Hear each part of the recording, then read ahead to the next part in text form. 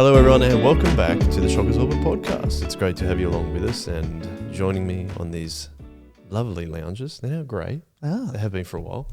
Tim, welcome. Thank you. And how are you today? Oh, I'm doing very well. Thank you, Joel. We've been having a lot of fun this morning, I think. We've been talking about a lot of things. We have, yeah. Yeah. Some of which can't be recorded. However, more to protect the privacy of some people, I suppose. But we are back. We always like to talk about lots of different things. Today we're going to talk about our planning day. Yeah. Soul Revival Church's planning day and why we do it, how we do it, and things like that. However, you said we talked last week that you've been writing a fair bit, about writing a new chapter. And we talked about it's exciting and it's fun to what the finished product is. Yes. Like mowing the lawn. Yeah. How did it go this week? Did you mow the lawn and did it make you happy in your writing process? Thank you. Yes. I have successfully mowed the lawn. I need to go back and double check that all the edges are cut in properly. Yes. And then I can send it to the publisher. Well, not the publisher, to the editor who is collating all the chapters from everyone together. Mm-hmm. So a hot tip that I heard from someone, this is back to lawn care, is you do the whippersnipper first. Right. Because then you mow and chop up all the cuttings from. Oh yeah, that is a good thing. Yeah. Yeah. But I find that hard because I don't know where to cut. Oh, I see. Yeah. And as you know, you've got a large lawn because you live in an apartment. My South Village apartment green. Yeah. Which is probably like artificial grass. No. Oh, as in the oval. Oh, yes. Yeah. You go out there and mow that. I mean, I could, but the reason for moving to the apartment was so I didn't have to. Oh, okay. Yeah. There you go. Yeah, it was a major selling point to never have to do lawn care ever again. Yeah, I kind of like it a little bit. Oh, I mean, you're welcome to. We all have different gifts. We're all part of the body and God has given us all different passions and made us all unique. That's true. Yeah. That's true. So speaking of which... Did you was your writing process as you would have hoped it to be? Look, I didn't get as much done during the daytime as I wanted. So I did pull a very late night last night. Did you? Yeah. So I went to bed about 2. Oh, wow. Yeah. After all that stuff that we talked about and I didn't realise you were so tired. Oh, yeah, well, that's probably why I was so vocal because I was underslept. Overtired. Yeah, no, it was, I mean, it's good. It got done. So, yeah. So not during the hours that would have been optimal, but it's done. So yeah, so writing about collective memory and how communities remember together in order to pass down the traditions. And so applying all of that therefore to the church is one sociologist I rely on very heavily, Danielle Hervé-Laguerre, French sociologist. And so her book is called Religion as a Chain of Memory. And so it's this idea that religion is this mode of being, this mode of communicating, and it is as the community of God's people continue to tell the stories to each other, that then builds the identity and we know how to live now in light of the past. And so that's a really key thing and it builds that sense of identity and belonging. So in my quest to answer the question, why does intergenerational church work? Then this gives us another piece of that puzzle from thinking about, one of the reasons that it works is because it's doing what societies can do, which is to communicate value and communicate ideas, to share history and remember together what has happened in our past. And therefore we have a sense of belonging and identity and our faith is formed by sharing these stories. So, yeah, so that was all the kind of stuff. It was what I presented at the Intergenerate conference in June in Kentucky. So writing that up as a chapter. So turning it from a PowerPoint slides into an actual readable chapter. So surely you could have just got AI to do that. Look, I probably could have. Yeah, but I wanted it to be authentic. You want to do the work. I want to do the work, yeah. Work is important. What you said it wasn't ideal for your writing process. What would have you changed? I mean, I would have done it during waking hours. That would have been ideal. Not done. But why was that the case, I suppose? Yeah, sure. So, I mean, I had a few other things come up this week. The one day that would have been really ideal to do it Tuesday, I just kind of didn't quite get as much done as possible. You are also a pastor. So that's right. I mean, there's lots of other things. I'm doing this kind of in my spare time. Kind of. And so, yes, it just not enough time. But also the deadline was coming up. It was due a couple of weeks ago. I got some extension from a very kind editor. So it really needed to be done. So it was also that pressure of the urgency of, no, it really needs to get done this week. So now you're probably a bit tired, but do you feel like it's at least it's done? Oh no, I'm really glad it's done. Yeah, like I said last week, I really like having written. Yeah. So how I feel today is great because I have written, and it's great. It's done. So yeah, that was really good. I know that we reference Ryan Holiday quite a bit on this podcast, and it's more just in relation to that kind of Cal Newport deep work thing. But I was watching, so I've been watching quite a lot of Ryan Holiday videos. Okay. I think the algorithm heard me, or I looked something up, and now I'm getting a lot of videos. But it's interesting that he was asked by one of his podcast guests what other books have you got in store? Like what have you got lined up? Have you locked this in? And he's like, yeah, I've got this one to go. But he's like basically on a schedule of writing a book every year almost. Yeah. And I think the guy was saying like that must be like 65,000, 70,000 words. Like, how do you do that? And he's like, I just try and write every single day or every weekday for 2, 3, 4 hours, and then I know that I'm adding to it every day. And so there's something appealing about that. Well, I mean, this is when you are a professional writer and you see that as your work, then I mean, I've heard him in another video say that he sees himself as a professional reader. That's his job, because his job is to read books, formulate ideas, and then turn those ideas into his own,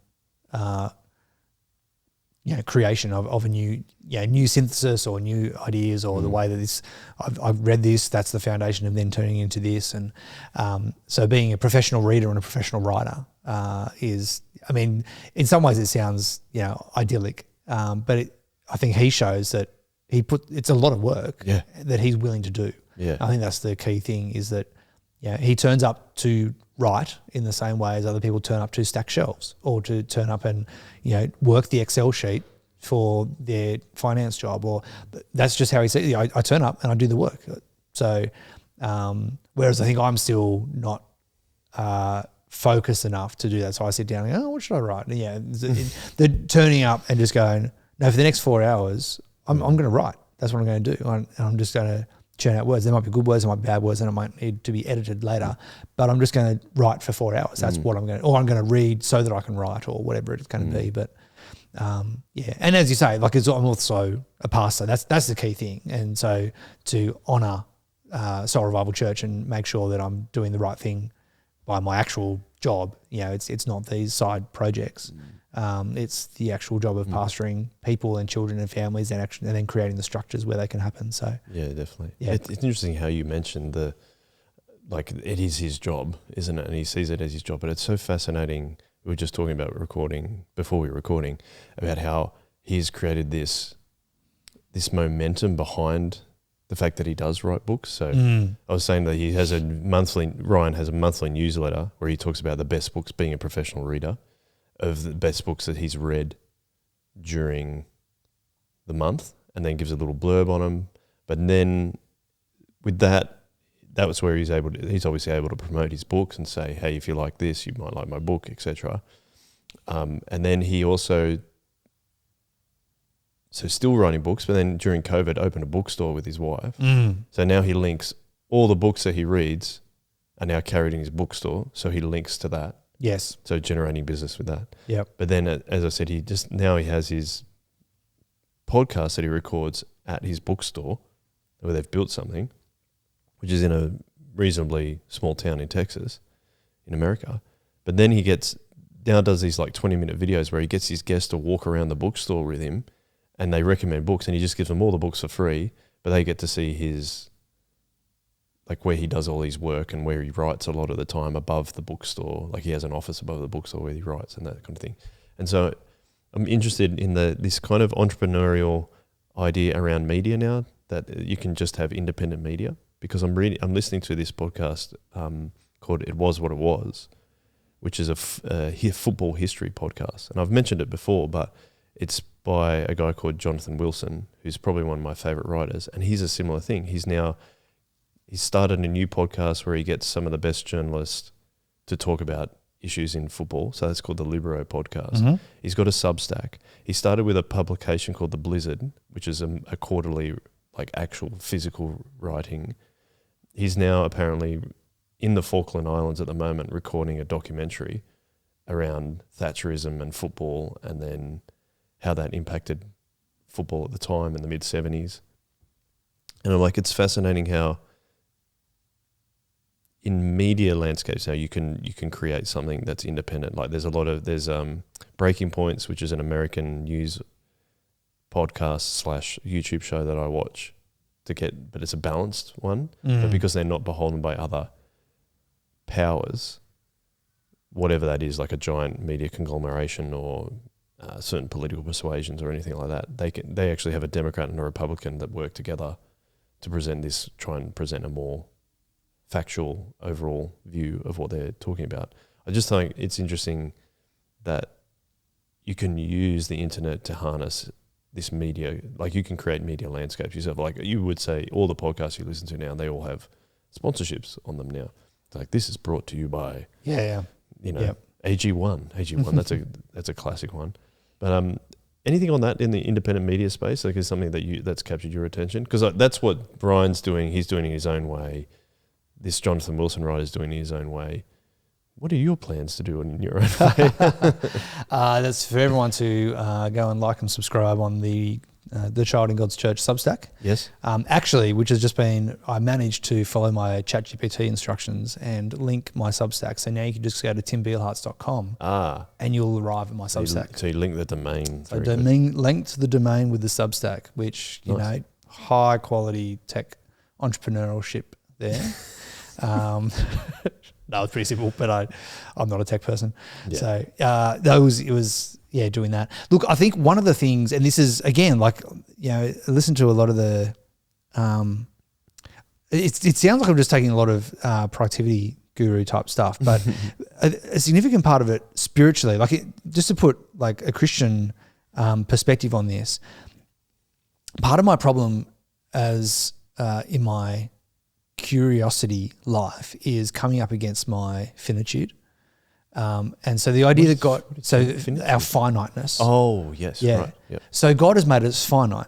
Yep. Yeah. He's designed us not to stay up till 2 a.m., but actually to sleep for a third of our life. So, you know, I didn't live into my finiteness, finitude this week, because I stayed up longer than I should have, on more nights than I should have. And so that's not how God has created me to be. But part of the idea of who God has made me to be is that I have limited amount of time and attention. And so therefore I can't actually go and pursue every creative idea. I can't pursue every interest. I can't pursue every thing that I would like to write about or read about, or, you know, and that's the danger for me of things like Substack, where just there's more stuff being published that I'm curious about than I have time to read it, or if I did read it all, I wouldn't do the things that I actually should be doing. Mm-hmm. So that's kind of my theological foundation, I suppose. If you think about, you know, theology, strategy, practice. So that the theology is that God has created me to be a finite person. He's also created me and given me particular gifts and skills and responsibilities to family, to church, to community, to friends, to the world around me. And so there are things that I need to do in terms of what, you know, God has, you know, there are particular gifts of the Spirit that He's given me. I need to live into those and express those for the glory of the church and for the maturity of the body.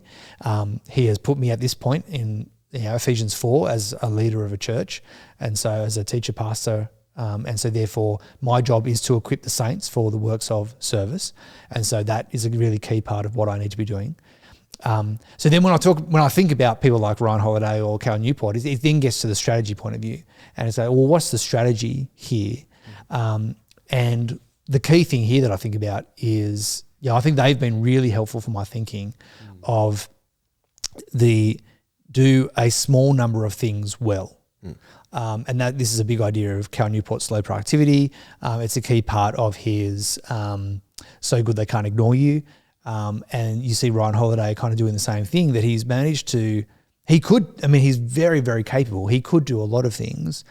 He's doing a small number of things in a very targeted way and tie them all together. So everything is around to free him up to read and to write, and to be involved in the book world in ways that are very targeted and particular and specific, which then generate, you said this line just before, but this flywheel effect where the momentum just keeps building and building, because he then gets these sponsorships, etc. So those kinds of things. And so one of the things I need to keep disciplining myself to do, both in honor of my God-givenness and also in this strategy of being focused on a few particular things, is just keep trying to say no to things and say yes to the right things that keep focusing on what I think I can uniquely contribute. And for me, I think that is this, my main curiosity is this intersection between Christian theology, child faith formation, and the sociological environment in which that happens. Right. So those three things together, tying that together, they're the key things for me.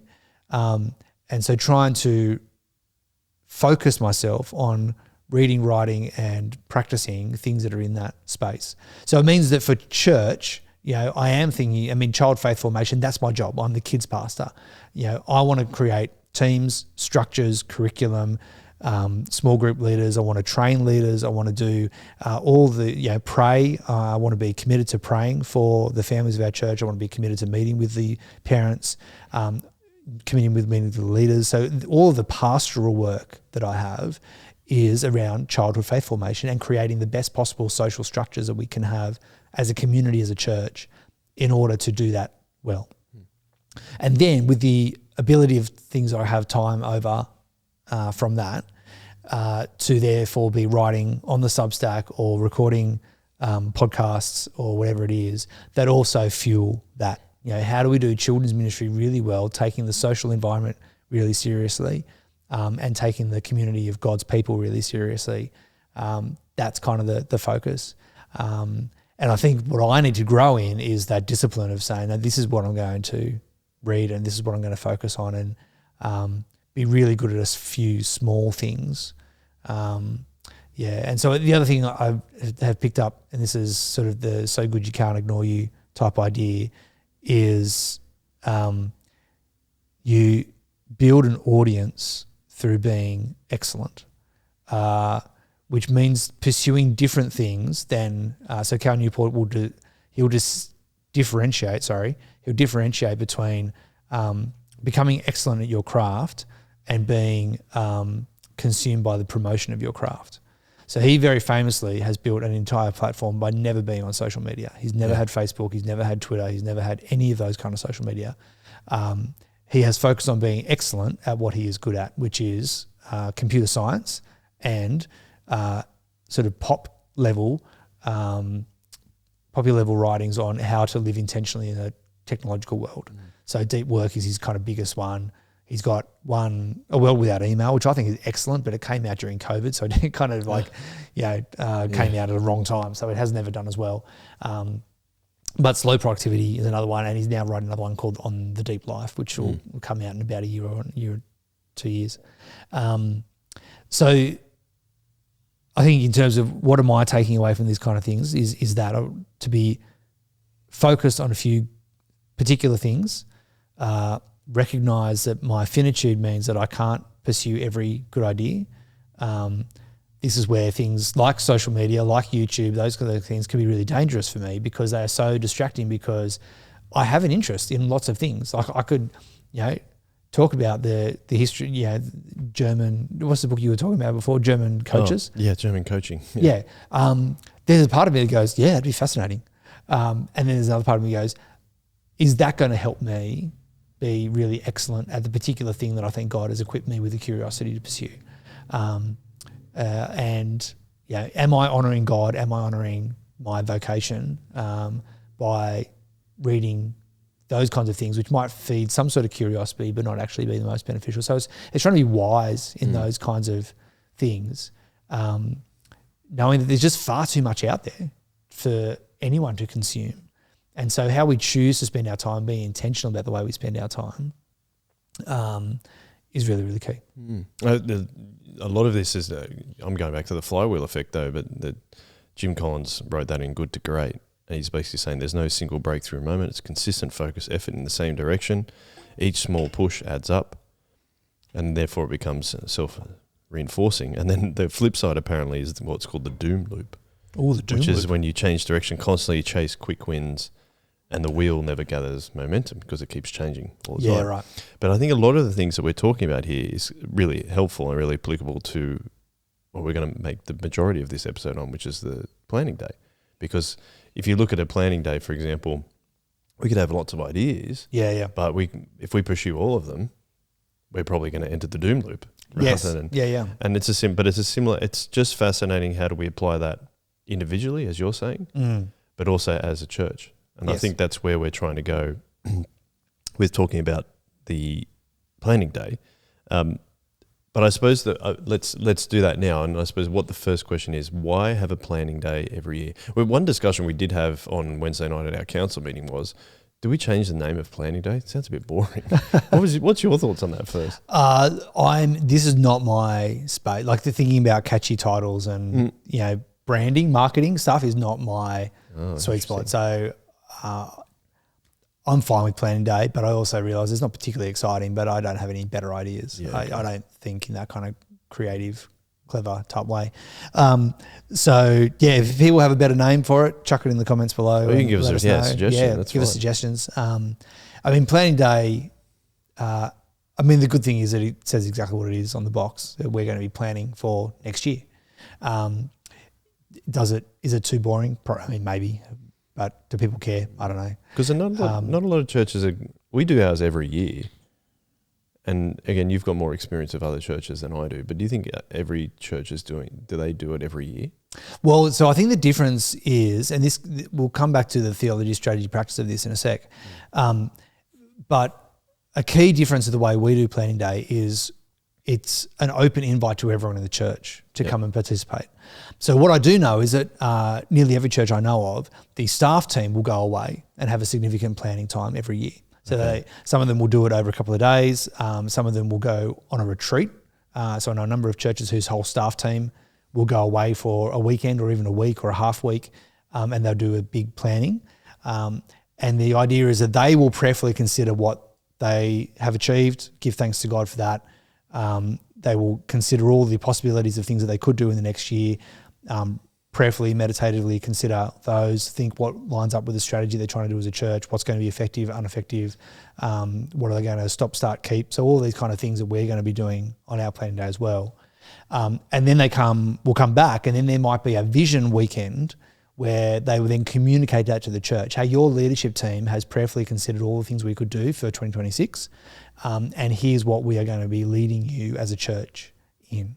And so most churches I know will do some version of that, whether they've got a small church team where it might be a minister-only church, he and a rector, a warden might go off and do something together or have some meetings, or whether it's a large staff team that all go off and get an Airbnb for a weekend or a week or something. So there's lots of versions of that, and I think that kind of planning happens regularly. What's different about ours is we invite the whole church to come. And so the difference there is in terms of strategy. So our strategy is we actually want high collaborative involvement in what we want to do. Shock absorber. Well, it is a shock absorber. So theologically, you could go to places like, we want the saints to be equipped for works of service. There is appropriate leadership. It's not like the leadership coming with a blank slate and go, we don't know what we're doing. Yeah. Can you help us know what we should be doing? Like, we do have structures, we do have things that we've prayerfully considered. But part of the shock absorbing of the planning day is that people will have ideas that we haven't thought of. And so we want to collate all those ideas and, have them inputting and also having high ownership of those ideas as they buy in and they think through themselves. And so it's always a balance between honouring people's time and attention, because people are busy, they live busy lives, but also saying, we're not running church for you. We together are a family and we're trying to do this as a community. Church together. Together. Yep. And so this is one of those ways that we're trying to express The leadership doesn't run church for you. Come if you want to, don't come if you don't want to. It's, no, we're a family. Let's have a family gathering to talk about what we want to do. And so again, we go back to the idea of things like, a Christmas meal with a family. You have an extended family. We do ours via text message, so by a big group chat. So the big Beale Huts family, all of Dad's sisters and all of their kids and cousins and second cousins and etc. And it's a big group chat that it'll probably kick off really soon, ready for Christmas, for our once a year big get together. And it's, hey, all right, here's what's going on, who's doing this, and everyone gets to chip in. It could be that the matriarch, which my dad's younger sister, is kind of the one who's highly organised, and for many years she's kind of run point on this. Mm-hmm. But even then, she didn't say, "All right, here's what's happening. You're doing this. You're doing this. You're doing this. You're doing this. You're doing this. Come if you want to. Don't come if you don't want to." Like, she could, and she's highly organised, but that wouldn't really be a family get together. Like, mm-hmm. It's much better when everyone says, hey, where do we want to go? Do we want to go to the same place? We're up for new ideas. Is it still working? Hey, I know that Auntie Joe, you always bring the potato salad, but if you're too busy this year, that's okay. Get someone else to bring the potato salad. Yep. I mean, you can't have a German Christmas without the potato salad. It's an essential, but it's got to be there. But who's going to bring it? And that's what we're trying to do. We're trying to recreate that with an open invite to all 700 people of the church to say, hey, let's all do this together. Now, again, buy-in, busyness, collaboration, we will probably end up with about 100 people, 150 people maybe at its peak on Saturday. And that'll be really exciting because there's 100 or 150 people who are really excited about saying, yeah, let's do this together. We're really excited about the way that Soul Revival Church might be able to disciple people and mission to people as we continue to, God willing, grow over the next few years. And so if we've got, my teenagers are coming, you said your kids are coming, like when the 13-year-old comes along and says, hey, what if we did this? And everyone takes that idea seriously and says, oh, that's really interesting. What are you noticing that you would say that? Oh, that's really cool. We've never thought of that. Let's consider that. How does that work in our framework? Actually, we can do some version of that. And you sort of implement all of those ideas.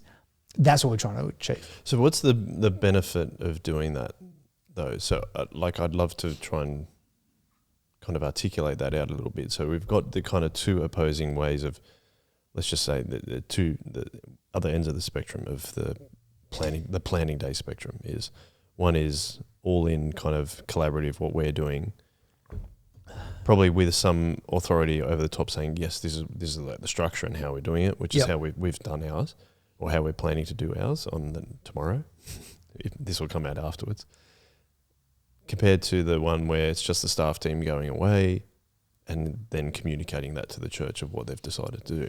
What do you think the benefits or even the cons, pros and cons of either approach, and why would we take this approach rather than say, hey, here's our vision, deal with it whether you like it or not, kind of thing?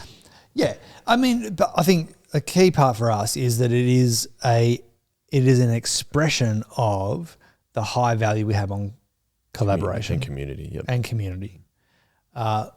So we have very competent staff. We have very competent. Thank you. Present company. Our staff are exceptional. Our elected representatives are exceptional. Our key volunteer, the head of service teams, are exceptional. We could come up with really great ideas and implement them really faithfully and well without asking the volunteer leaders or the lay people, even people who are not in ministry but just come into our church, to invite them into input. But I think what we would lose in doing that is what we continue to try to communicate to people, which is we are a community doing life together. And so I think that's what you would lose, is an expression of our identity as a church would be lost. And so part of this, and kind of comes back to what I was writing this week, how do you communicate your values and beliefs and patterns and practices to successive generations or to new members of your community? A key way is continuing to actually live them out, do them to re-express them over and over and over again, to keep retelling the stories. So the idea of a collected memory and then remembering those memories together is that we keep saying, this is who we are. We are a people who, we want to be a church who is collaborative, we're community-minded, where everyone gets to participate, where we're intergenerational. All generations can actually speak into this and speak mutually and reciprocally to each other. And so this is one of the expressions that we do every year to try and express the reality of what we believe in principle, which is we're a community of people together, intergenerationally embedded, and doing church life as community, not as an event. Right. So that's really key. And so we're living out the way we say we're going to. We're trying to live out our values, yeah. Because if we perhaps did that, the other opposite thing of just do like a vision planning day / weekend as a staff and then came and told, that doesn't fit with our values. Yeah, I think, our value of community, third place, those kind of strategy points. What did Stu call it? Top down and bottom up approach. That's right. Yeah. So there is appropriate maturity and leadership. So that's top down. But then also there is genuine space for active participation from all generations or people groups or whatever it is. So that's the bottom up. To generate ideas to actually absolutely consider all generations. Yeah, and the higher degree of the diversity that go into the decision making, the more likely you're going to pick up on blind spots as well. Mm-hmm. So I still remember a conversation from about 30 years ago. When did you say 30? No, maybe 20. Okay. It was on staff at another church, and we were planning a children's ministry event or planning some other event. And one of my very good friends was a single mum on welfare with 2 kids. And she would come to me regularly and say, what you are proposing is outside of my pay bracket, therefore it is going to be exclusionary to people who are similar. Mm-hmm. So low socioeconomic status. Mm-hmm. So when you assume that everyone can pay for the camp plus a $30 t-shirt plus a this and can get themselves there, she goes, just be like, and she was quite good at humbly but confidently saying, as someone from a low socioeconomic bracket, what you were proposing is difficult. And I could not afford to take my kids to your thing or to whatever it might be. Yeah, okay. And she also, for a long time, was on parish council as well. And I assume that she played the same role there, that she could be a voice. And so having an economic diversity to the planning team at this church was essential to make sure we didn't just keep perpetuating an upper middle class. Much of the church would have been upper middle class or above in socioeconomic status.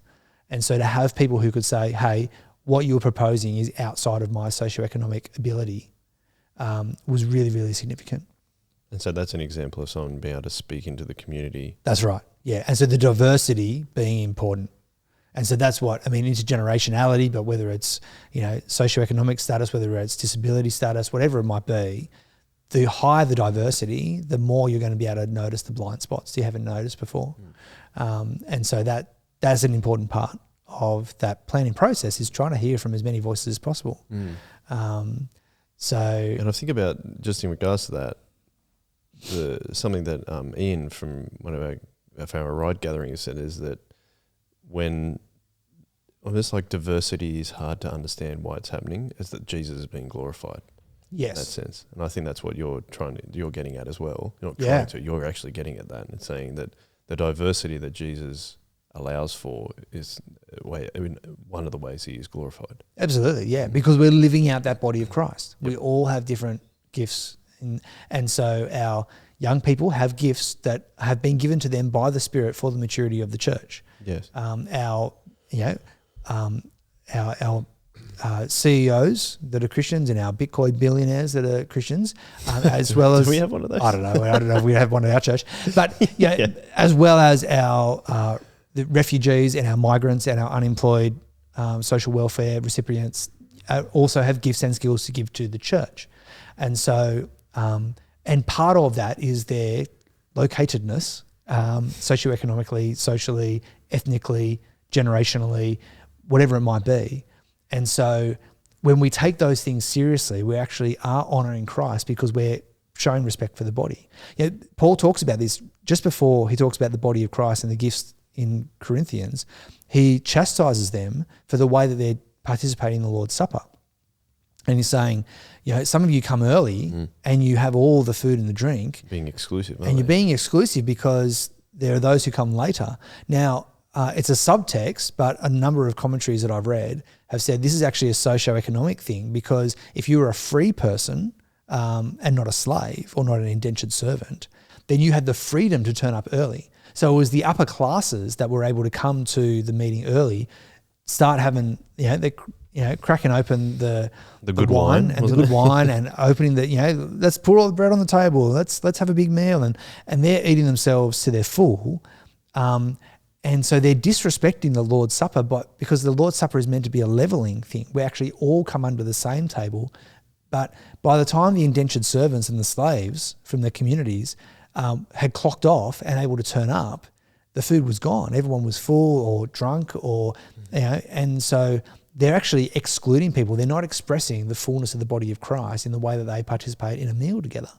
And so Paul is quite critical of that and says you're actually heaping judgment upon yourself.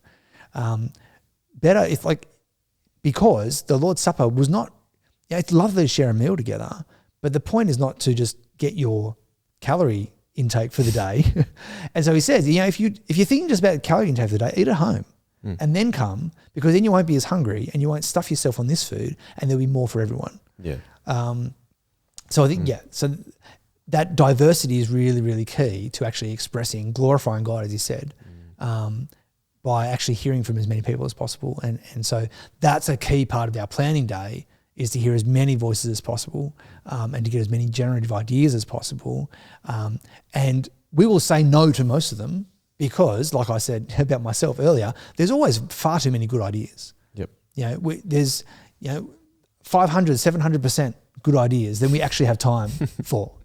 And so it is, I have to personally be aware of my finitude as a human being. I don't have 30 hours in a day that I can actually pursue interests that I'm curious about. At best, I should only have 16 because I should be sleeping for at least 8 of them. Yeah. And so likewise, the church, we, even as a medium to large size church, 700 people, 7 or 8 staff, plus key volunteers, et cetera, there is lots we can do, but we can't do everything. Yeah. And we can't do every good idea. And so there'll be a lot of really good ideas that will come up on Saturday that we'll say, that's a great idea. Some we will do now because they're either better or they, turn up to 11 ideas that we're already doing. So that's good. There'll be some that are like, that's a great idea. Let's come back to that in 12 months' time or 24 months' time or the next time we plan a gathering or whatever it might be. And there's others like, that's an awesome idea and we're not going to have time for that. And that's okay. And sometimes it's because the church down the road does that really well. And so one of the things that we have said no to is thinking about collecting meals in a freezer and having meals that we can give out to people in need. Why? Not because we don't care for the needy, but because partly we do meals every week. So we have the opportunity for people to come and eat and take takeaway with them if they need. But also the Salvation Army, a suburb over, actually does a really excellent job of doing that. So when we do hear about people in our community and in our suburb who need meals, we say, hey, call up our friends at Hopefield, which is a ministry out of Gomia Baps and a few other places. Let me put you in touch with these people. Let me put you in touch with these people. And it means that we can still resource people. We can still love people. We don't have to duplicate that ministry ourselves. Cronulla Anglican does an excellent divorce care course. And Greg down there runs that really, really well. Right. We could do that. It's possible. It would be a good idea. We have people in our congregation and people in our community who are divorced and need care. But we're finite. We can't do every good idea. And at this stage, we've said, hey, you probably do need care. Go down to Greg at Cronulla because he's excellent and you will receive really, really good care there. And that allows us to do some of those things that we're particularly uniquely able to do. Yeah, I think they're all really good points because I think that's something we're getting out from what we're talking about today is that we are finite. There are some things that we can or cannot do. So why do it a planning day every year?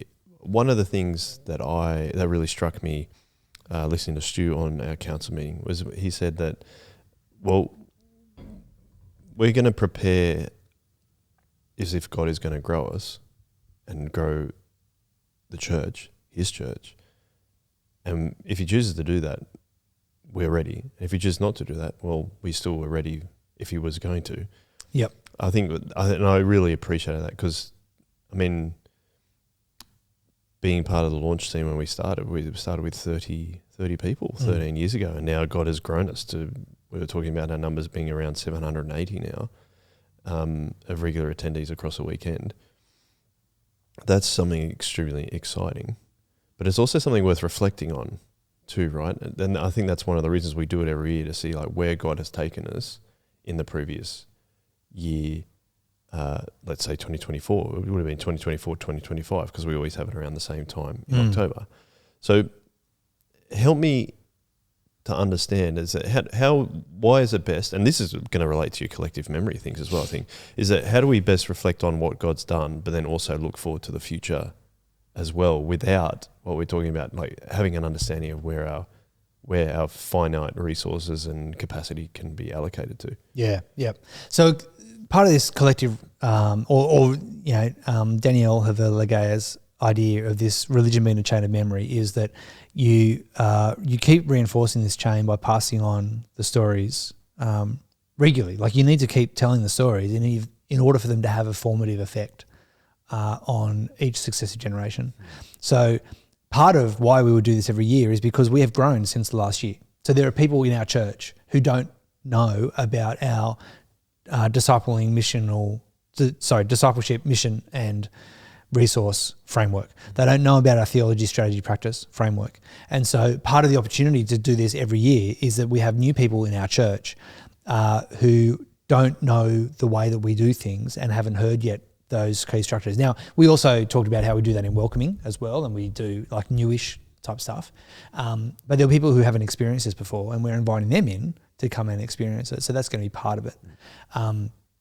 So we want to do it regularly every year in order to keep doing that. The other thing it does is it continues to recalibrate yourself. That's good. It recalibrates us all the time back to our key commitments, to be founded on Jesus changes everything. We want to live that out in an intergenerational community, and we do that through discipling Christians, mission to non-Christians, and having the resources we're required to do that. So that's our key thing. And having these planning days helps everyone to come back and recalibrate and go, remember, this is what we're doing. Now, one of the things we talked about a couple of weeks ago in our staff team was we were thinking about who might come to the planning day and where might they be on this knowledge spectrum of the way we do things. Now, this kind of framework of thinking, we talk about nearly every single week as a staff team in some way. We're constantly coming back to this. So in our staff team, our logistics meetings, there we'll be talking about. So we're living and breathing this nearly every week. We're constantly coming back to the goals that we've set and saying, what are these goals? Do they fit discipling mission resources? How do they? What are they fulfilling? Why are we pursuing them? Are we achieving them? So we're in this all the time. Our key leaders, particularly our elected reps and our gathering coordinators, are in this about once a month when we have our parish council meetings. Our next level down, our gathering service team leaders, they're doing this once a quarter. And for many of those people so the majority of the church, at best will do this once a year.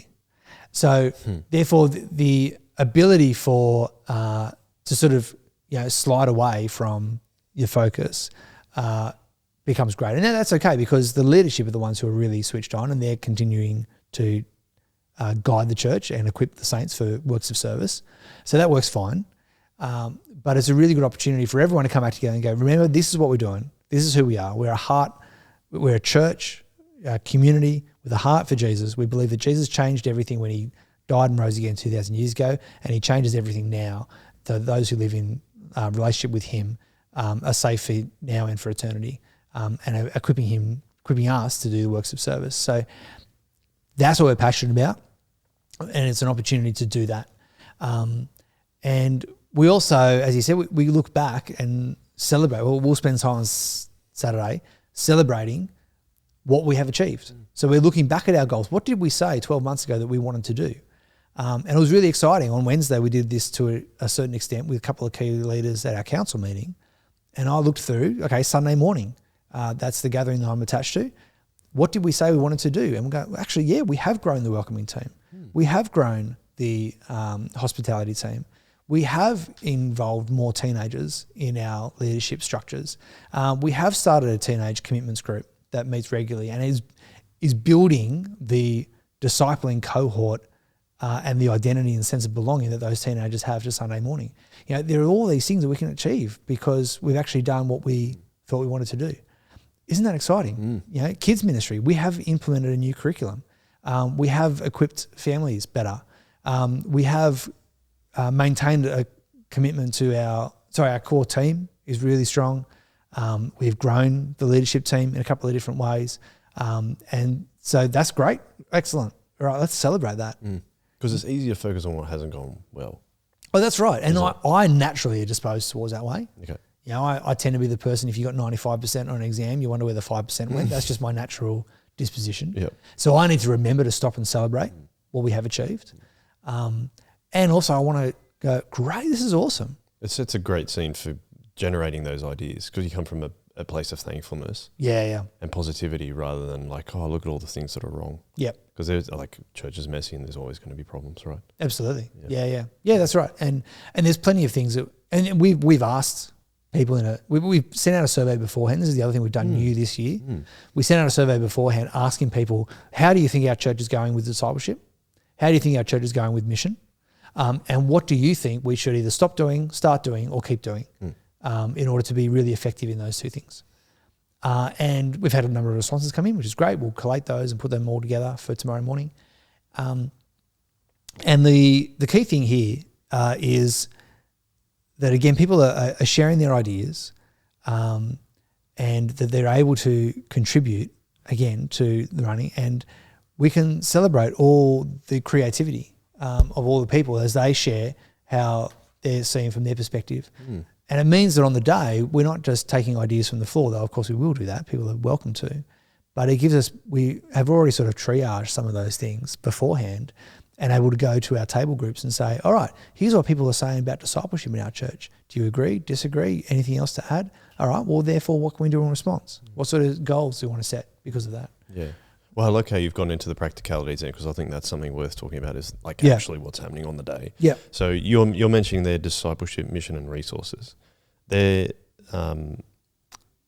part of what we're talking about. One of the reason the planning day is such a big thing for us is we have had, I can't remember when we started this actually, it might have been 2023, is the double up goals. Yes. Where we had a vision and a desire to get to 2030 where we would double up, not just in numbers, in terms of the growth of the members of church, but also that on the way we would grow in our discipleship and mission and the resources that would be required to actually make that happen. Yep. So part of that, again, was also a celebration of what God had already done. So in our first 10 years, he grew Sorrow Revival Church from 30 people in Stu's lounge room to 500 people across 7 gatherings. And so it was like, wow, that was remarkable. Like, it couldn't have been done without God. You know, let's celebrate what God has done. And we prayed as we launched that we would celebrate the people who do not yet know Jesus or have come to know Jesus. And we've seen, evangelistic growth and missional growth as well as, transfer growth and things which you kind of expect and know that happens in a very transient community. And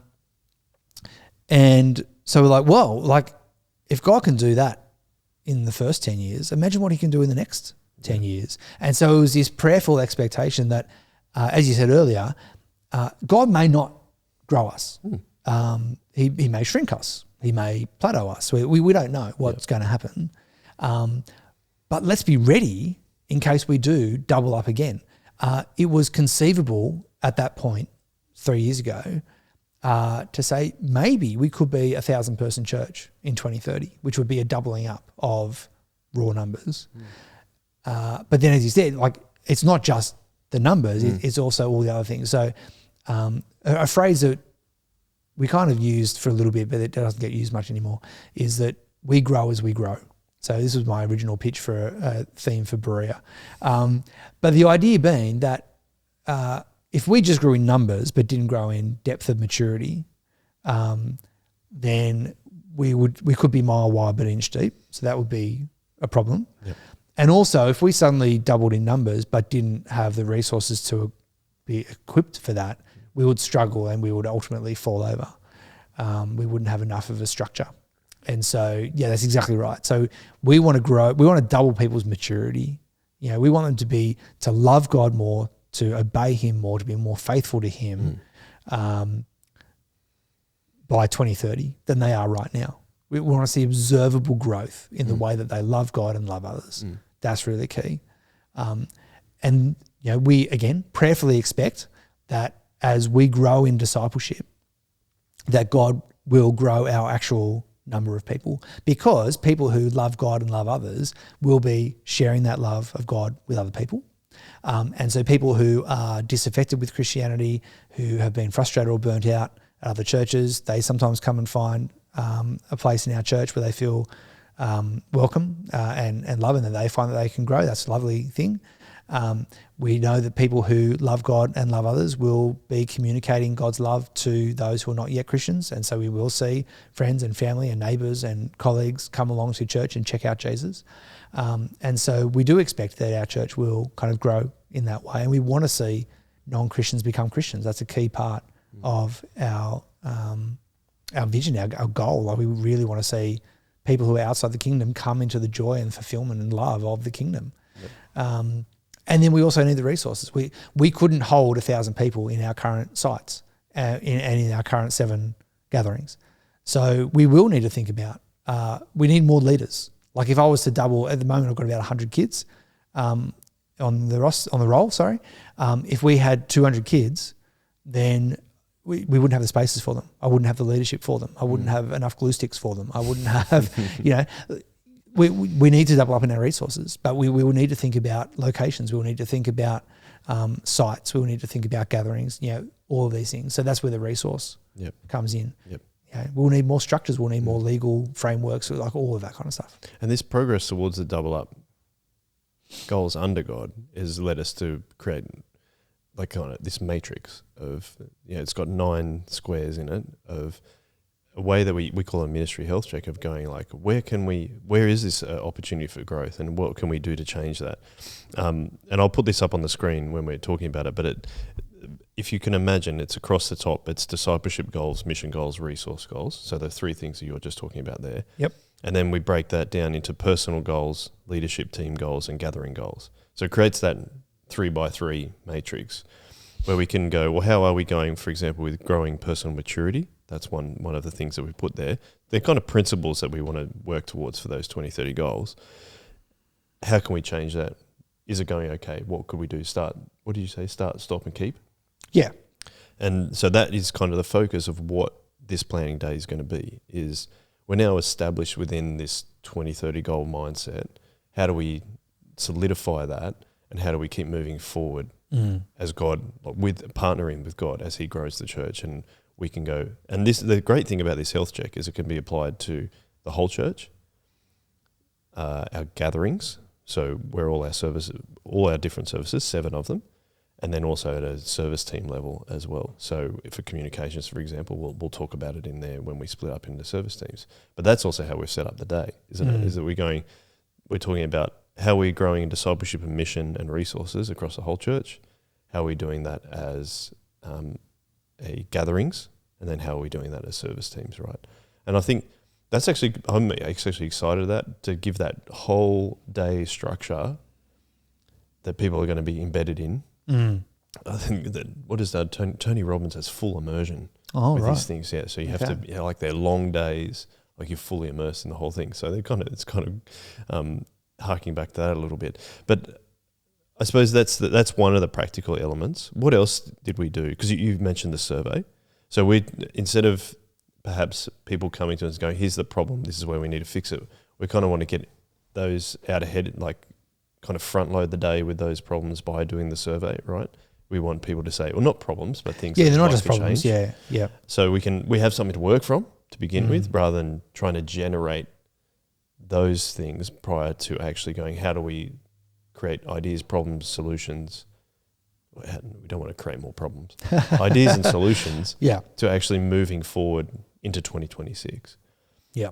What else we've got a little handout here. I'll hold it up on the camera. So that's going to have the ministry health check on it. Yep. Also on the back, how we're growing discipleship mission and resources with a theological background. So all from Bible verses. Mm-hmm. Anything else that we're doing? We'd send an email. You crafted an email around what people could expect when they came. Do you want to speak? Should we talk about that? Yeah. Let me just pull it up while we're chatting. So that was a key part of what we actually... As we were planning the planning day. Yeah, we're planning the planning day. We just wanted to make sure that we communicated well. The invite, like we want people to know. And it's a special invite. It is a special invite. You need to talk about things a lot in order for... What are they? I think advertising is to talk about. You need to hear a message at least 7 times before you start to take notice of it. And it's the same kind of thing with churches. There's a lot going on. Even as a church who tries not to be an event-driven church, there's still lots of things going on. And so you can say planning day. You can put in the newsletter and you can send emails talking about it. And by about the 7th or 8th time, people are like, you keep talking about a planning day. What is that? When is it? Should I be going to it? And as the one who's trying to communicate, you can be frustrated at that. But then you're just realising, no, people live busy lives. And but you would be the same with anything else, right? Oh, yeah, that's right. Yeah. Unless you're the biggest fan of even some of the guys that we talked about before, you don't even know when their next book coming out. Yeah, that's right. Yeah. And they have to tell you 7 times. And again, because we are overwhelmed with the amount of material, like we live in an information overload space.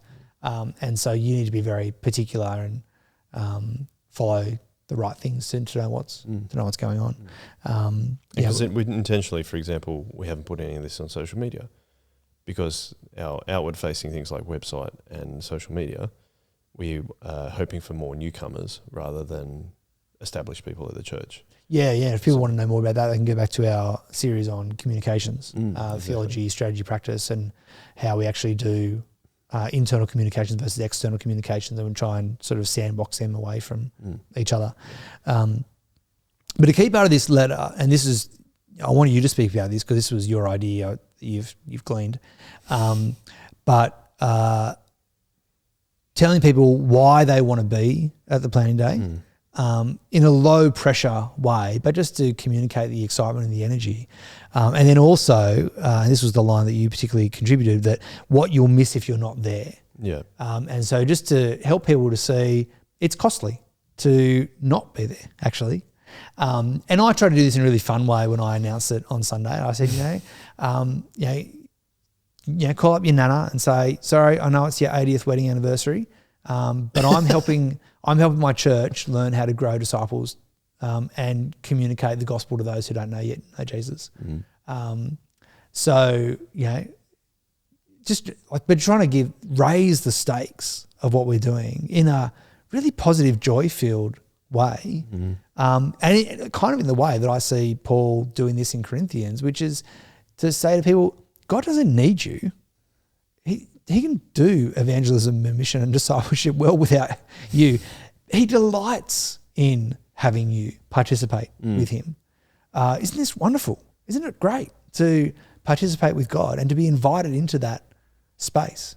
And so that's what we're trying to communicate. And I think this does that. But yeah, do you want to talk about again, this is a communication strategy. Why talk about why you want to be there and what will you miss if you don't be there? What's going on there? So I stole this quite blatantly from a guy called Brady Shearer, who talks about church communications a lot. The thing that I've observed at a lot of the time is it's always, come to this thing, you should come. Come to this thing, you should come. Right? And usually when you're being asked that, it's like, what's in it for me? Mm-hmm. We are, as much as we would like to pretend that we're not selfish, we're extremely selfish and we are sinful people. And so something that Brady talks about is that we're navigating the biggest communication shift in 500 years, but also the fact that attention is really important. So if I've got your attention to tell you something, then you should try and do a good job of telling them why you are telling them that. And it's something hard to break out of, because it is a thing of churches, and I think it's happens a bit more when there are more disparate ministries rather than as we try to bring them all under the same strategy. But it's also like, hey, I mean, I don't think I've got to credit Stu with this too. He's like, we invite people to come to something, and if they choose not to come, that's okay. Yeah. But I think the next step of that is, some people have put in a lot of effort to make this happen. It's really important to the life of our church. Planning Day is one of the only 4 times we get together as a whole church across the year, on top of Christmas, like we have carols and things like that, and our Christmas services. We have Planning Day in October, week away in July, and then Easter in March or April, when Easter falls. So that was one thing it was important for me, and also important to love, like the staff team, of going, well, how do we actually make this a productive day for everyone, and everyone feels loved, and it's collaborative, like you're saying. Yeah. So then how do we say, why should you be there? So the thing that I picked up from Brady Shearer was like, well, tell them what they're going to miss out on if they're not there. So you're going to miss out on not that collaborative element, not speaking to the life of the church, not being part of the community. And they are all 3 things that we find really important about being, like there are a number of our values as a church. So I think that's where it all started. And then I think we just said, yeah, what are they going to miss out on? I also, like, you added an extra thing of like what you'll get when you come, but then also we said what you'll miss out on if you can't be there. But I like the way you phrase it too, because you wrote it, and you wrote something like, it's sad if you won't be able to come. Like we understand if you have something on, but this is what you're going to miss out on if you're not able to make it. Yeah. And there's like we've talked about the way we advertise week away. We've talked about it in terms of youth ministry. The leaders are really excited about this. Yep. And we want to be collaborative, and we're going to do it. You know, if Saturday, tomorrow morning comes around and it's just a staff meeting, we'll be stoked. Like, because we will have a plan day as a staff team. And it's the same element of like leading youth, is like, we're going to be friends together, and like it's a super blessing of whatever kids God brings along. Yep. But we're still going to hang out as friends because of Jesus anyway. Yep. So if we get 7, 8 people there, we'll still get some good stuff done. Great stuff will happen. We'll come up with really good plans, and we'll be able to communicate that to the church afterwards. Great. If we have 200 people come, it's going to be a bit squishy, but it'll be super exciting. Yeah. So, you know, whatever happens, and this is that kind of the joyful invite that has no pressure attached to it, and you want people to kind of be excited about these things, and but not feel they have to be there. But actually they joyfully want to be there because they think this is valuable. They see, and now I guess that's what this is trying to communicate, is what you'll get, what you'll miss out on.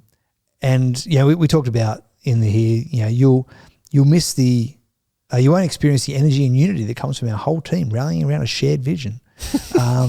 You put on to that. But you'll miss hearing firsthand how God is moving, the exciting opportunities ahead. You'll miss the chance to be part of the conversation. You'll only hear about it secondhand. Yeah.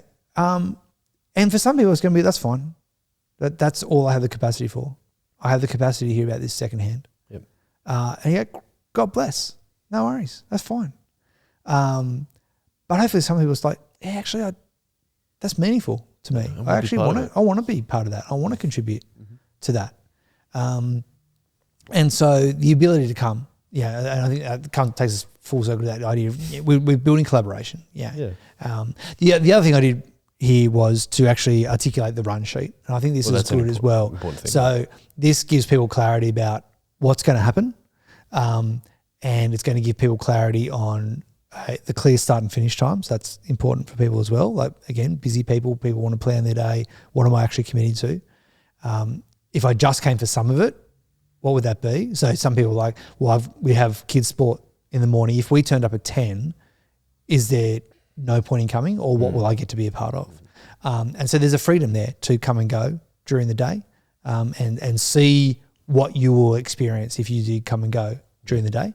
And I think for some people as well, it lessens the anxiety of what am I walking into, when you can see the clear run sheet and you can say, here's the questions we're going to be asking, here's the table groups that are going to be formed, here's how you're going to be involved. People go, okay, I can picture that a little bit more in my mind now and why this is really significant. Yep. So hopefully that just eases as well. But that was a part of our clear communication. Yeah, brilliant. Well, that's really fun. So we've talked about a lot of stuff today, about our finiteness or our finitude, as you said, and what we say yes to and what we say no to. And that helps with the planning day, as we talked about it. I mean, I'm really stoked on the part you're talking about with the collective memory. And I think that's one of the most important reasons to do it every year, is to reflect on what God has done and what we've been able to partner with him in, but also look forward to the future and be ready that if he's going to grow us in whatever way that is, we're going to try and do our best to be ready for that. And that's really cool. And then obviously the practicalities of a planning day. The reason I'm saying that is that, do you remember on the communications one that we did, you came up with some takeaways or some application points. Application points. Have you got one for everyone today? Ooh, that's a good thought. Maybe something to do with like collective memory. Yeah. So one of the things I talk about is, and I had in my PowerPoint and my presentation, was there's these concentric circles of collective memory. So the outside circle, the most foundational one, are the stories of Scripture itself. So we do this. And so we do read the Bible every week, and we explain it and we expound it, and that's really key. And we are Scripture saturated church. I'm sure that everyone who's listening is part of a Scripture saturated church. You're doing this really, really regularly and well. That's good. I think how collective memory sort of sharpens that idea of what you're doing is through these retellings that you are actually forming faith.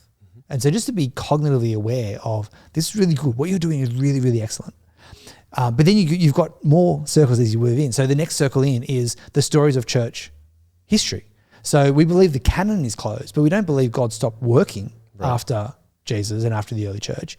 There's still lots of stories of the Christian church throughout all time in history, for the last 2,000 years, not all time, but last 2,000 years, that God has been at work in. And so tell those stories, because they also help shape who we are. The next one in is your particular denomination. So we are Anglicans. There is a particular Anglican thread of that comes from Protestantism. The Reformation is really key, and then the particular work of the English reformers, Cranmer, Hooker, and those kind of guys that tell those stories. Tell the story of your local. So we're in Sydney. There is a Sydney Anglican story. So there are stories there. There are heroes of our faith that come from the tradition that we are particularly a part of, and that are meaningful. So tell those stories. And then the inner circle is your local church. Yep.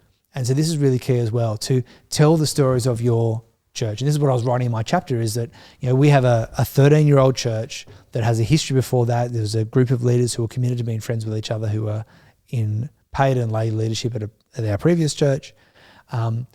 And we continue to tell those stories because they're part of who Soul Revival Church is. And there are some people who go, oh, there you go, talking about the Guy Meir days again. And it's like, well, actually, yeah, but it's important because it has formed our identity. It has formed who we are.